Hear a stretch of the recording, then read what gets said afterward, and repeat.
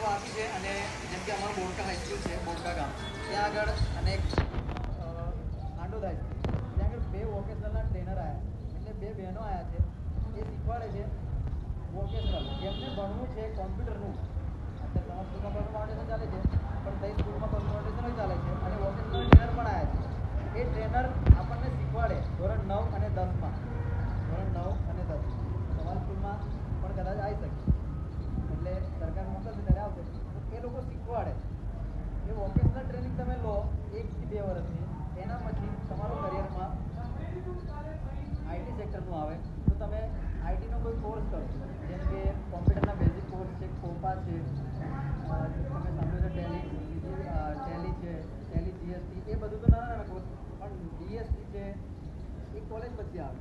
પણ vocational training તમે લો તો કોઈ પણ જગ્યાએ તમારે ભણતર સિવાયનું, એટલે કે તમારા આપણે એ લોકો આઈટીઆઈ કરીને પણ દુકાનો ખોલી લેતા હોય છે ને આ બધું હાર્ડવેરનું કામ કરતા હોય. તમે જોયું કોઈ એસી રિપેર કરવાવાળો હોય, કોઈ પંખા રિપેર કરવાવાળો હોય, એ રીતે આપણે કોમ્પ્યુટર રિપેર કરવાનું પણ ચાલુ કરી શકીએ. તો એમાં પણ ઘણો બધો સ્કોપ છે અને તમે બહુ રસ ધરાવતા હોય એટલે તમારે આગળ કોમ્પ્યુટરનું જ ભણવું હોય તો એના માટે પણ ઘણા બધા વર્ષ, 2 વર્ષ, 3 વર્ષ અને 5 વર્ષ સુધીના કોર્સો આવે. એ કોર્સ જો તમે કરો તો સારી એવી સેલેરી પણ છે, જુદી જુદી કંપનીઓમાં પ્લેસમેન્ટ પણ થાય તમારું. બધું નાનું નથી, બહુ મોટું છે આઈટી સેક્ટર. મોટી મોટી કંપનીઓ છે, ગૂગલ, પછી જીઓ, રિલાયન્સ, પછી યાહૂ છે, ઘણી બધી કંપનીઓ છે કે તમને પ્લેસમેન્ટ આપે અને ત્યાં હાઈ પેકેજ સેલેરી હોય તમારી લાખોમાં. હાર્ડ ડિસ્ક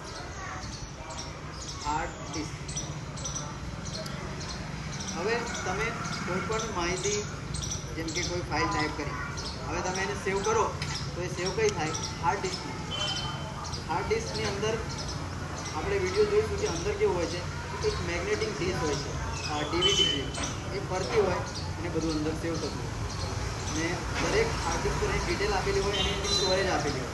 જેમ કે આ 250 જીબી છે, 250 જીબી સ્ટોરેજ છે, અને આ રેમ છે 2 જીબી. એટલે 2 જીબી સુધીના જેટલા પણ એપ્લિકેશન હોય એ આપણે પસંદ કરી શકીએ. અને 2 જીબીથી ઉપર જઈએ તો હેંગ મારે. આપણો મોબાઈલ જ્યારે હેંગ મારે ખબર, અમુક સામાન્ય મોબાઈલ હોય ને એમાં કોઈ હેવી, કાં તો કોઈ તમે સાંભળ્યું હશે કે પબજી મારી પાસે લેગ થાય છે, મારી પાસે ફ્રી ફાયર, આ બધા રમતા હોય છે, અમુક જણ કહે છે વાતો કરતા હતા. તો એ જ્યારે હેવી ટાસ્ક, હેવી ગેમ તમે કરતા હોય અને એ જ્યારે હેંગ થતું હોય ત્યારે એ લિમિટ બહારનું થઈ ગયું.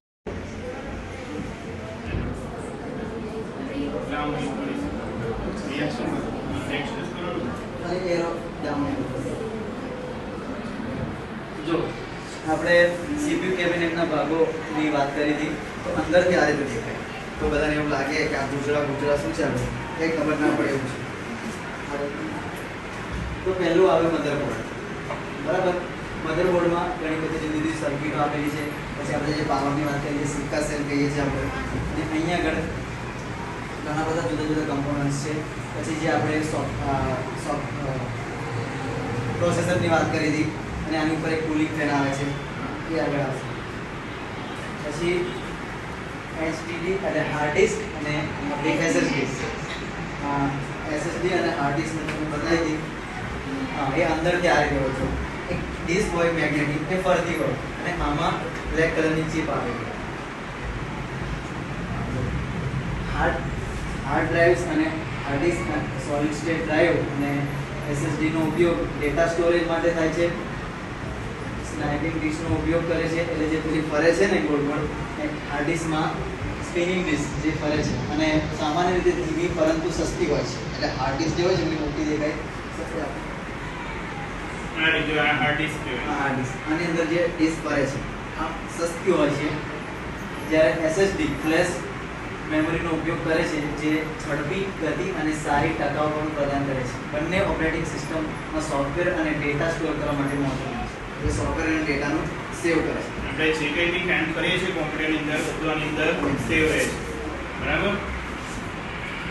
પછી આવે છે રેમ, રેન્ડમ એક્સેસ મેમરી, એનું full form. Random access memory એ એક ઝડપી કામચલાઉ સ્ટોરેજ છે જેનો ઉપયોગ CPU દ્વારા વર્તમાન કાર્ય માટે જરૂરી ડેટાને પકડી રાખવા અને ઝડપથી